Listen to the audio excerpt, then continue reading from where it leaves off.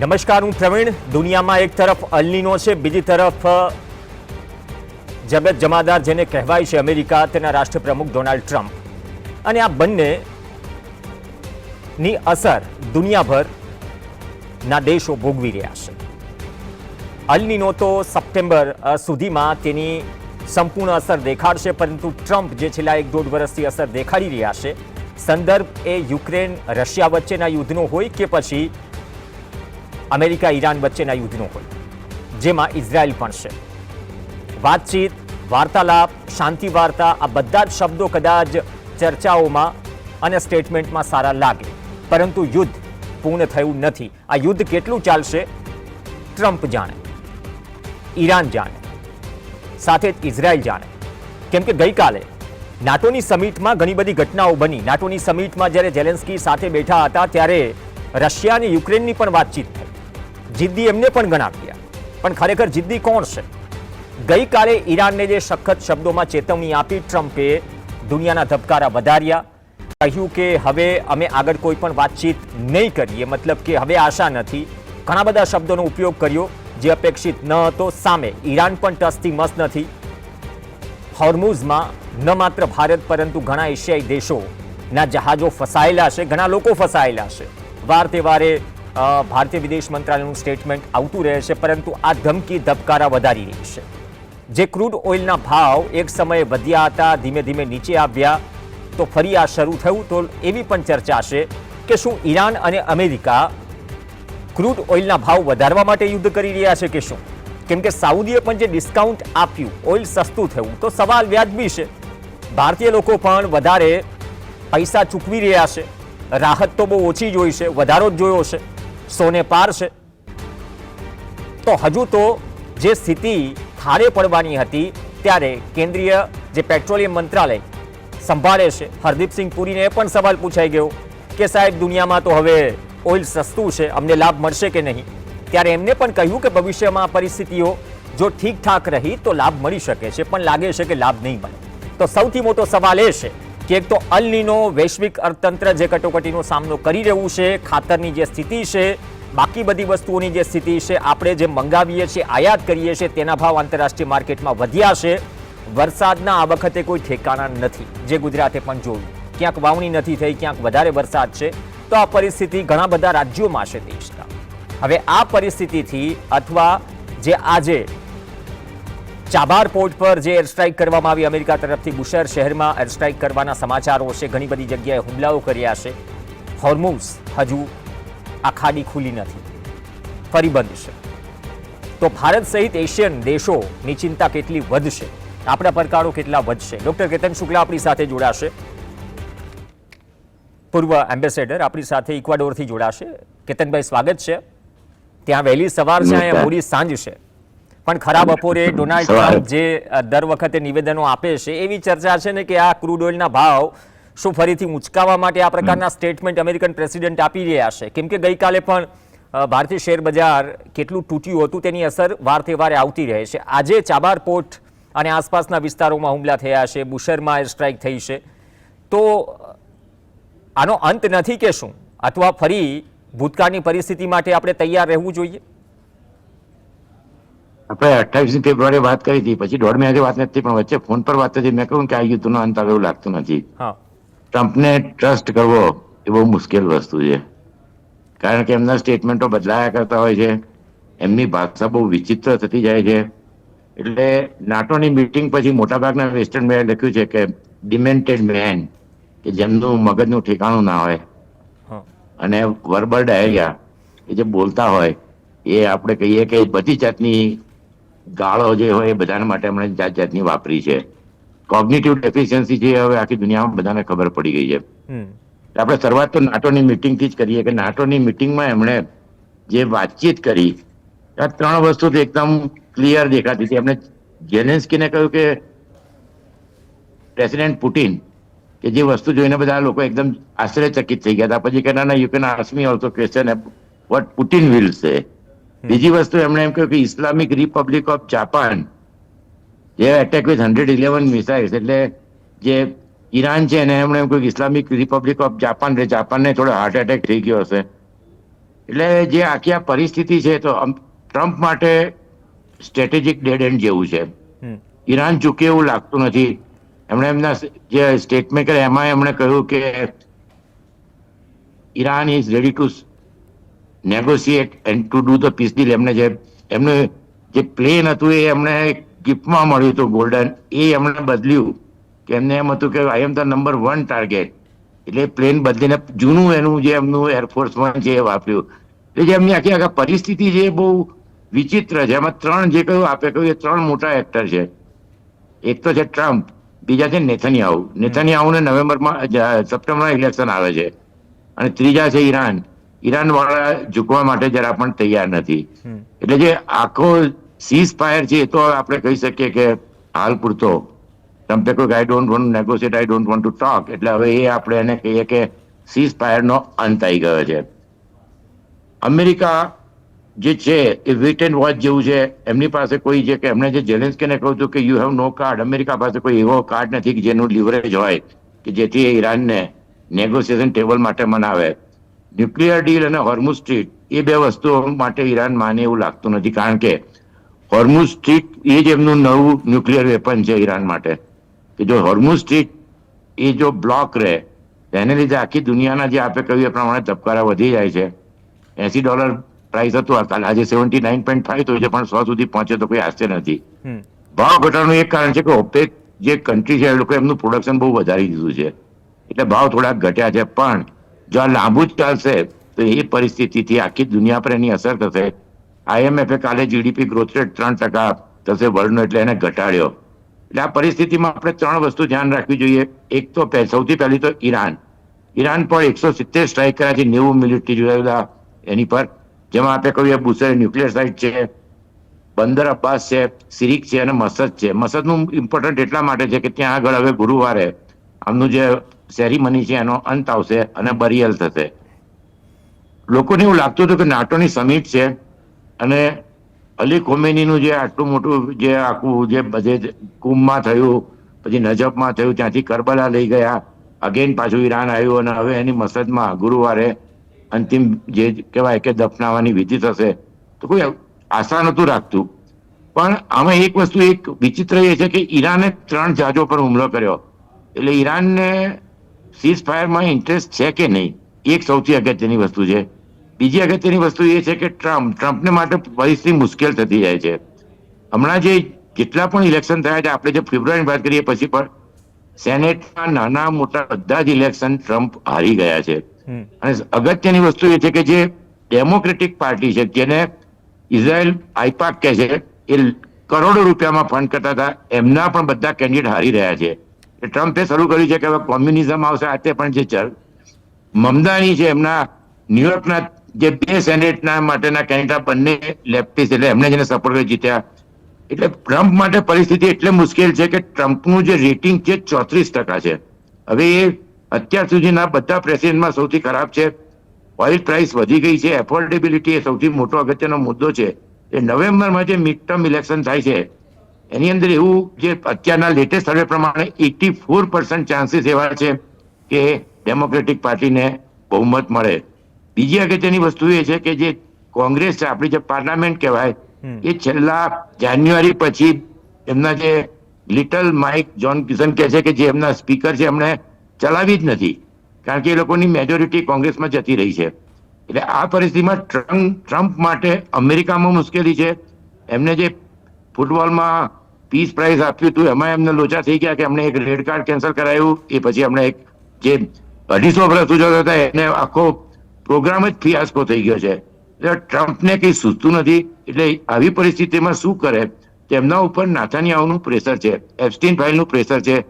એટલે જે યુદ્ધ વિરામ થાય એવું હતું એની હવે શક્યતાઓ થોડી ઓછી લાગે છે. વાતચીત હજુ ચાલશે અને ગુરુવારે જે આપણે કહી કે દફન વિધિ પછી શું થાય છે એ અગત્યની વસ્તુ છે. જે ભાષા છે એ ખૂબ જ જેને કહેવાય ને અસભ્ય પ્રકારની ભાષા વાપરી રહ્યા છે ટ્રમ્પ. હવે ઈરાન બી હવે એ માટે એમને જે કહેવાય કે જેવા સાથે તેવા એમના આસિસ્ટન્ટ પ્રેસિડેન્ટ કહ્યું કે Trump is a big criminal. અને એમના જે સૌથી અગત્યના લીડર છે મોહમ્મદ ગાલિબ, એમણે કહ્યું કે if you strike you will get hit. એટલે જે પરિસ્થિતિ છે એ પહેલા હતી એના એવી જ જગ્યાએ આવી ગઈ છે. શરૂઆતમાં જે ટ્રમ્પે કહ્યું હતું કે અમે રેજીમ ચેન્જ કરીશું, કોઈ શક્યતા દેખાતી નથી. એમનું એવું માનવું હતું કે ઈરાન ઝૂકી જશે, કોઈ શક્યતા દેખાતી નથી. રશિયા અને ચાઇના એમને સપોર્ટ કરી રહ્યા છે. હવે જે નાટો સમિટ છે એ બહુ અગત્યની વસ્તુ છે, કારણ કે ટ્રમ્પે ફરી પાછું નાટો સમિટમાં ગ્રીનલેન્ડનું ગીત ગાવાનું શરૂ કરી દીધું છે, કે જેને લીધે નાટોની અંદર એકદમ ફરી અગેન એમના બી તબકારા વધી ગયા છે. ટ્રમ્પે એક બહુ વિચિત્ર સ્ટેટમેન્ટ કર્યું કે હિટલરે એક જ દિવસમાં ડેનમાર્કને કબજે કર્યું હતું અને ગ્રીનલેન્ડને અમેરિકાએ બચાવ્યું છે. કે ચાઇના અને રશિયાના જહાજો છે તો ગ્રીનલેન્ડ પર અમેરિકાનો હક છે અને અમેરિકાને આપી દેવું જોઈએ. નાટોમાં કોઈ પણ કન્ટ્રીએ કામ નથી કર્યું. હવે આપણે મેલોનીનું જોયું કે ટ્રમ્પની ઇજ્જત આબરૂ રહી નહીં. એ પછી જે સ્પેનના પ્રાઇમ મિનિસ્ટર છે પેડ્રો સાન્ચેઝ, જે કે જે સોશિયાલિસ્ટ છે, એમણે ટ્રમ્પે ત્યાં સુધી કહ્યું કે હવે સ્પેન સાથે અમારા કોઈ સંબંધ નથી, સ્પેન જોડે કોઈ વિઝિટની પણ વાત નહીં થાય, ખરાબ માણસો છે. અને ત્યાં સુધી કહ્યું કે એકદમ જેને કહેવાય કે ટેરિબલ પાર્ટનર. એટલે આખું જે કહેવાય સ્પેનને એને પ્રધાનમંત્રી સામે એને ગાળાગાળી કરી. અને સ્પેન છે એ અમેરિકાને અને ઇટાલી બંને અમેરિકાને જ્યારે યુદ્ધ ચાલે છે ત્યારે એમને નાટોના શસ્ત્ર સરંજામ કે એરબેઝ વાપરવા માટેની પરમિશન આપી નથી. એટલે આ પરિસ્થિતિમાં નાટો જે ટ્રમ્પને અત્યારે હજુ બી અમેરિકા પાવરફુલ છે, એટલે જેમના જે સેક્રેટરી જનરલ રૂટ છે એમને ટ્રમ્પની જે પ્રેસ કોન્ફરન્સ હતી તો ત્યાંના લોકો જે છે એ પેલા એક્સ પ્રાઇમ મિનિસ્ટર છે કે લોકો એમને ત્યાં સુધી કહ્યું કે તમારામાં કાવર્ડાઈ છે, તમારે ટ્રમ્પને કોઈ જવાબ આપવો જોઈતો હતો. વિચિત્ર વસ્તુ હવે આ બધામાં એ છે કે ઇઝરાયલની અંદર નેતાન્યાહુનું ઇલેક્શન આવે છે. લેટેસ્ટ સર્વે છે 2 દિવસ પહેલાનો ઇઝરાયલ વોઇસ ઇન્ડેક્સ છે. 38% ઇઝરાયલના લોકો માને છે કે સિક્યુરિટી સિચ્યુએશન બેટર થઈ છે, એટલે કે બહુમત નથી. 72% માને છે કે સાઉથ લેબેનોનમાં એક સિક્યુરિટી ઝોન બનાવવો જોઈએ કે જે નેતાન્યાહુ માટે સારું છે. 50.5% એક નવો કાયદો લાવ્યા છે હરેડી, કે જે રિલિજિયસ સ્ટુડન્ટ હોય એ લોકોએ યુદ્ધમાં ના જવું જોઈએ. હવે ઇલેક્શન પહેલા આવો કાયદો લાવો, જે હાઈકોર્ટે જજમેન્ટ આપ્યું હતું એવા નેતાન્યાહુ લઈ આવ્યા છે. 51% લોકો માને છે કે આવો કાયદો લાવવો ના જોઈએ. ઓપ્ટિમિઝમ ડેમોક્રેસી માટેનું સારું છે હજુ. અને જે કહેવાય કે ટ્રમ્પ માટે એ એક બહુ સરસ છે. તમે જુઓ કે 45% લોકો એમ માનતા હતા કે ઇઝરાયલ ટ્રમ્પ માટે ઇમ્પોર્ટન્ટ છે. 1 મહિનામાં ખાલી હવે 28% જ લોકો માને છે કે ટ્રમ્પ ઇઝરાયલ માટે બહુ સારા નથી. બીજી અગત્યનો એક છે કે 59% લોકો માને છે કે આ યુદ્ધને લીધે ને અમેરિકામાં જીવ લોકો જે છે અને આખી દુનિયામાં ગ્લોબલી ઓપિનિયન બદલાઈ ગયો છે. એટલે આ પરિસ્થિતિમાં નેતાન્યાહુ માટે કોઈ મને નથી લાગતું કોઈ મોટો ઉપાય હોય. એમને એ ચાલુ રાખશે લેબેનોનમાં. ઈરાન, લેબેનોન અને એમના જે પ્રોક્સી છે એમને માટે 15 પોઈન્ટ હવે ફરીથી ડિસ્કસ થશે. એમને જે ડિસ્કશન કરવામાં આવ્યું છે એ પણ જે કહેવાય ડિપ્લોમેટિકલી બહુ મોટી ભૂલ છે. વિટકોફ છે કે કુશનર છે એ ડિપ્લોમેટ નથી. જેડી વાન્સના તો એ તો જે કહેવાય કે ટ્રમ્પથી પણ 4 ચાસની ચડે એવા લીડર છે. આ પરિસ્થિતિમાં હવે હાલમાં ઇમિડિયેટલી કોઈ આપણે એવી આશા ના રાખી શકીએ કે કોઈ સમાધાન થશે. નહીં, સમાધાન તો અગત્યનો મુદ્દો આપે છે સાહેબ આમાં મૂળ વાત એ તમે હોર્મુઝની વાત કરી અથવા તો આમાં તો નેતન્યાહુ માટે એવું થયું ને કે ખુરશી બચાવવાની આ ગેમ છે અને એના કારણે આમ તો ડૂબેંગે સનમ આપકો ભી લે ડૂબેંગે. એ જે પરિસ્થિતિ ઊભી થઈ છે આમાં સાહેબ ફ્યુલ, પેટ્રોલ, ડીઝલ કે ગેસ કે ફર્ટિલાઇઝર એની જે સ્થિતિ છે, આપણે વચ્ચે આપણી સ્થિતિ શું થઈ ગઈ હતી, સરકારે અમુક પ્રતિબંધો શરતો સાથે મૂકી દીધા હતા, હવે પ્રતિબંધો હટી ગયા અને ઉપરથી 20% ઇથેનોલ સાથે અબકી બાર 100 કે પારના ભાવમાં અહીંની જે 140 કરોડ પ્રજા છે એ ભોગવી રહી છે દેશહિતમાં. આવી રહ્યું છે ઇથેનોલ. પણ ફ્યુલ ક્રાઇસિસની જે શક્યતાઓને એંધાણ હતા છેલ્લા 6 મહિનામાં એવું લાગ્યું કે થોડું દુરસ્ત થશે. હવે આ જે થઈ રહ્યું છે એનાથી દુરસ્ત થશે અથવા તો જે પહેલા હતું એ સ્થિતિએ જતું રહેશે? કેમ કે અલ્નીનો છે એનો મતલબ એમ નહીં કે સાવ ખરીફની વાવણી નહીં થાય. ફર્ટિલાઇઝરની જરૂર પણ એટલી કન્ટ્રીને પડશે. મોસ્ટ ઓફ આપણે યુરિયા બહારથી મંગાવીએ છીએ, ઇમ્પોર્ટ કરીએ છીએ. સરકાર કહીને ઊભી રહી જાય છે કે આપણે તો બધું ઇમ્પોર્ટ કરીએ છીએ, આપણે ક્યાં આત્મનિર્ભર છીએ? તો આ 3 બાબતમાં ભારત કઈ સ્થિતિમાં છે? આમાં જોઈએ કે ભારત એનર્જી અને ફર્ટિલાઇઝર એટલે જે કહેવાય વલ્નરેબિલિટી બહુ વધારે છે. આપણે ઇથેનોલની વાત કરી. ઇથેનોલમાં એવું છે કે હું બ્રાઝિલમાં હતો ને 1990 થી 93 સુધી. બ્રાઝિલ એક એવો કન્ટ્રી હતો કે ઇથેનોલની મર્સિડીઝ બેન્ઝ અને BMW વાપરતા હતા. પણ એને માટે જે એન્જિન હોય એ આખી દુનિયામાં ખાલી એ ટેકનોલોજી વખતે બ્રાઝિલ પાસે જ હતી. તો એ જે ટેકનોલોજી છે એના વગર તમે ઇથેનોલ વાપરો તો એની ઇમ્પેક્ટ હવે જે રિપોર્ટ આવશે તો લોકોને જો ખબર પડી ગઈ છે પણ એ બહુ મુશ્કેલ છે. નહીં, સુપ્રીમ કોર્ટમાં સરકારે થોડા દિવસ પહેલા સોલિસિટર જનરલે કહ્યું છે કે E20 બ્લેન્ડિંગ જે થઈ રહ્યું છે પેટ્રોલમાં એ તો હાલ પ્રયોગ છે, આવતા વર્ષે ખબર પડશે રિઝલ્ટ. એ તો 35 વર્ષથી બ્રાઝિલમાં ટેકનોલોજી છે. એ લોકોની 50% કાર ઇથેનોલ થી ચાલતી હતી કારણ કે ત્યાં તો સુગર પ્રોડક્શન ઘણું સારું હતું. હજુ છે એ લોકો $5 બિલિયન નું તો ખાલી સુગર અને એ જ એક્સપોર્ટ કરે છે. એટલે એ જ છે એને માટેની જે ટેકનોલોજી છે કારના એન્જિન જયારે બનાવે ત્યારે જ એને કરવી પડે, કે કાર માટે હોય કે પછી બીજા કોઈ પણ વાહન માટે. એટલે એ તો એક વસ્તુ બહુ ક્લિયર છે. બીજી વસ્તુ 80 થી 90% ક્રૂડ ઓઇલ અને 50% LNG ગલ્ફ રિજનમાંથી પસાર થાય છે. એટલે UAE છે, કતાર છે, કુવેત અને સાઉદી અરેબિયા. હવે રાસ લફાઈન જો પ્લાન્ટ છે સાઉદી અરેબિયાનો એ ડેમેજ થયો છે. હવે આમાં ઓઇલ અને LNG ની પ્રાઇસ તો વધશે પણ એ સિવાય આપણે જે અગત્યનું કહ્યું ફર્ટિલાઇઝર. એલ નીનો ઇફેક્ટ અત્યારે યુરોપમાં 40 ડિગ્રી ટેમ્પરેચર છે, ત્રાહિમામ કરી રહ્યા છે. આપણે 60% DAP ઇમ્પોર્ટ કરીએ છીએ, પોટાશ 100% ઇમ્પોર્ટ કરીએ છીએ, ફર્ટિલાઇઝરની પ્રાઇસ 50% વધી ગઈ છે. એટલે આ પરિસ્થિતિમાં શોર્ટ ટર્મ મેનેજમેન્ટ તો સબસિડી છે પણ લોંગ ટર્મ રિસ્ક મેનેજમેન્ટ કે પ્રમોટ સસ્ટેનેબલ ફર્ટિલાઇઝર એને માટે એક્શન 1 વર્ષ પહેલા કે 6 મહિના પહેલા લેવા જોતા હતા પણ મને નથી લાગતું હજુ કોઈ એક્શન લેવાયું હોય. બીજી અગત્યની વસ્તુ એ છે કે આજે LNG ને એના પ્રાઇસ વધશે તો ખાલી ફર્ટિલાઇઝરમાં રબી ક્રોપમાં ઇફેક્ટ થશે એવું નથી પણ જે ઓઇલ ડેરિવેટિવ છે પ્લાસ્ટિક, પેઇન્ટ, રેઝિન, ટ્રાન્સપોર્ટ સેક્ટરમાં DF જે ડીઝલ એક્ઝોસ્ટ ફ્યુઅલ યુઝ થાય છે, પ્રોપેન ફાર્માસ્યુટિકલ સેક્ટરમાં યુઝ થાય છે. એટલે આ બધી વસ્તુઓની ઇમ્પેક્ટ આવશે એટલે આપણા ફોરેન એક્સચેન્જ રિઝર્વ પર તો એક ઇમ્પેક્ટ થશે.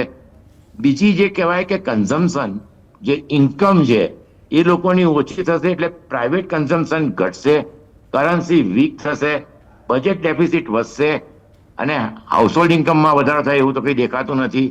એટલે ઇન્ડિયાની ઓવરઓલ GDP પર ઇમ્પેક્ટ થશે, ગ્રોથ રેટ મોડરેટ રહેશે, ઇન્ફ્લેશન વધશે અને સ્ટોક માર્કેટ તમે કહ્યું કે એક દિવસમાં 1500 એટલે કે 6 લાખ કરોડ જેવું ઉપર નીચે થાય છે.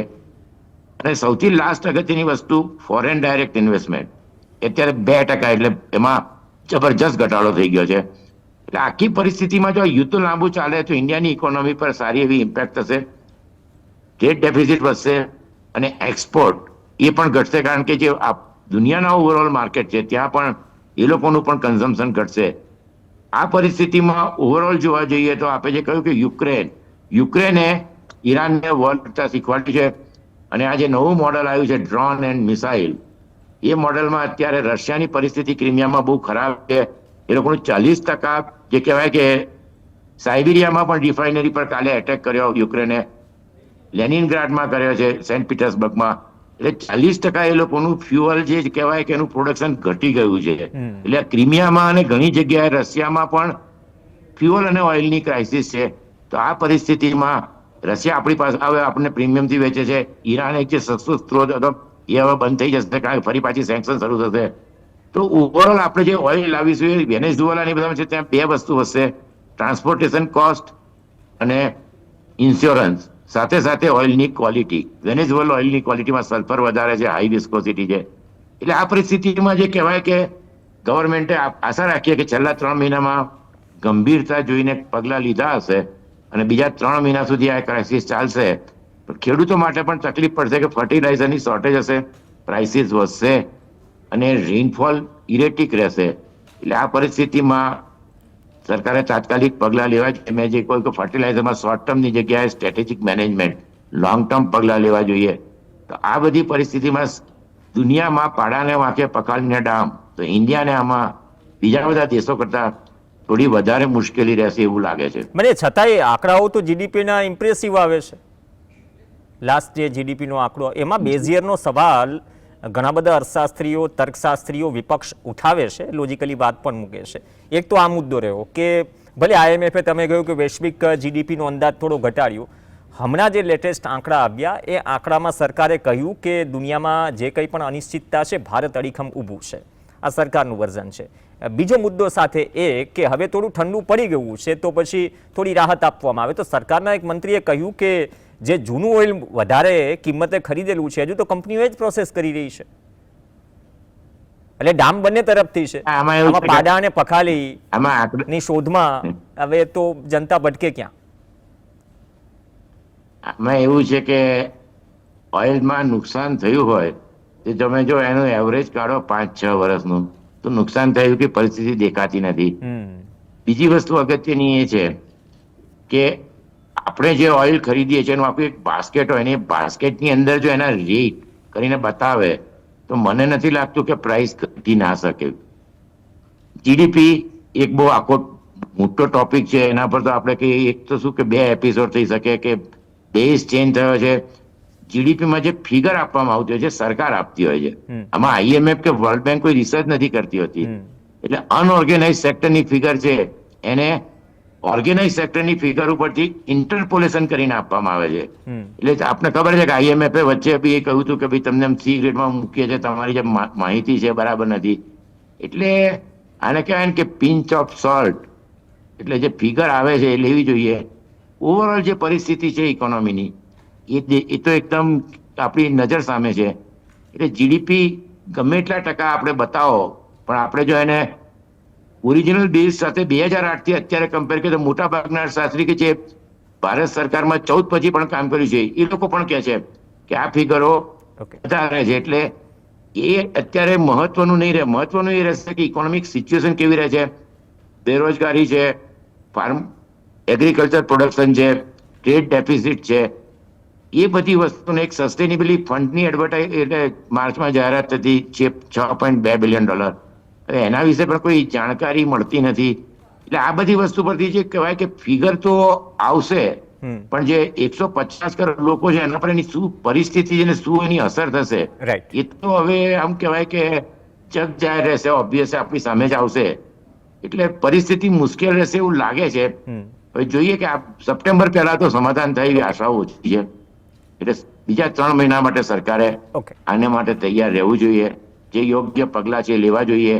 પેટ્રોલના પ્રાઇસ જો ઘટશે તો એનાથી લોકોની પાસે પૈસા આવશે, કન્ઝમ્પશન વધશે અને ઓવરઓલ છે એક સારું રહેશે. કારણ કે લાખો કરોડ રૂપિયાના બજેટમાં જો આપણે પેટ્રોલ એક એવો એનો સ્ત્રોત રાખીએ તો મને નથી લાગતું કે ઇકોનોમી માટે બહુ એક સારી પરિસ્થિતિ હશે. ઓકે, તમે બહુ સારી વાત કરી કે 3-4 મહિના સુધી જો સમાધાન ન થાય અથવા તો ખાતરના કેસમાં પણ કહ્યું કે 6 મહિના પહેલા કદાચ પગલાં લેવાયા જોઈતા હતા પરંતુ એ એટલા પૂરતા નથી લેવાયા અથવા તો કેમ ન લેવાય એ પણ આજે સવાલ છે.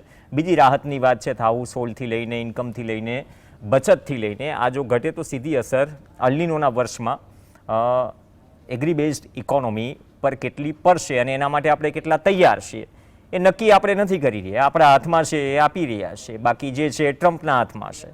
ટ્રમ્પ જે કહી રહ્યા છે અને જે શબ્દો કે ભાષાનો ઉપયોગ કરી રહ્યા છે એ કદાચ ભલે એક અમેરિકાના પ્રેસિડેન્ટ તરીકે પરંતુ તેની અસર દરેક દેશ આ દુનિયાનો ભોગવી રહ્યો છે. અપેક્ષા એ રાખીએ કે આપણે આપણી તૈયારીમાં રહીએ કેમ કે અસર બધે જ થવાની છે. છીંક એક ખાવામાં આવે ત્યાંથી તો એની અસર અહીંયા થાય. ધન્યવાદ કેતનભાઈ. નેક્સ્ટ ટાઈમ આપણે જીડીપી ઉપર એપિસોડ કરીશું કેમ કે જીડીપીને લઈને પણ ઘણા બધા સવાલો છે ને એ પડકારોમાં ખરેખર આપણે કેટલી અસર પડશે એની આપણે થોડી માહિતી અથવા અંદાજો હોવો જોઈએ જે સરકારની પૂર્વ તૈયારીની કેતનભાઈએ વાત કરી. અપેક્ષા રાખીએ કે ટ્રમ્પે ફરી ધબકારા વધાર્યા છે. આ વખતે થોડું સમાધાન જલ્દી વહેલા થાય કેમ કે સમાધાન શાંતિ વાર્તા વચ્ચે હજુ એ રાહત નથી મળી જે હાલાકી દુનિયાના મોટાભાગના દેશો ભોગવી રહ્યા છે અથવા તો ભારતના 140 કરોડથી વધુ લોકો વધારે પ્રાઇસ પે કરીને ભોગવી રહ્યા છે. નમસ્કાર.